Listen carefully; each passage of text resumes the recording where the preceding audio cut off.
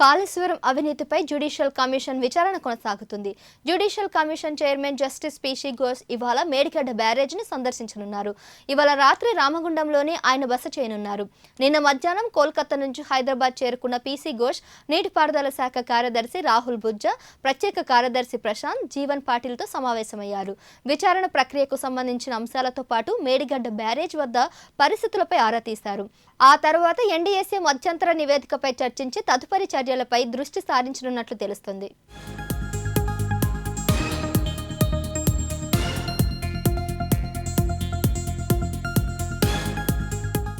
మరోవైపు మేడిగడ్డ బ్యారేజ్పై national dam safety authority committee మధ్యంతర నివేదికను నీటిపారుదల శాఖలకు అందజేసింది.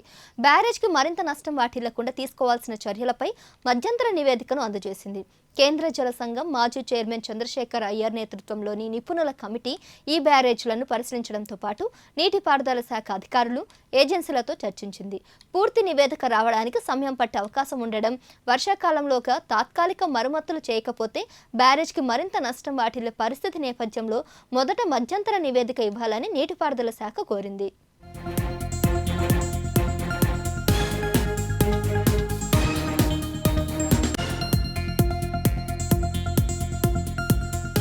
ఈ నేపథ్యంలో ఎన్డీఎస్ఏ కమిటీ మధ్యంతర నివేదికను రాష్ట్ర నీటిపారుదల శాఖ కార్యదర్శికి పంపినట్లు తెలుస్తుంది.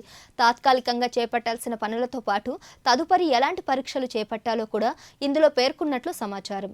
మేడిగడ్డలో 7వ బ్లాక్కు మాత్రమే నష్టం వాటిల్లిందా, మిగిలిన బ్లాకుల పరిస్థితి ఏంటన్నది తెలుసుకోవడానికి పలు పరీక్షలను సూచించినట్లు తెలుస్తుంది.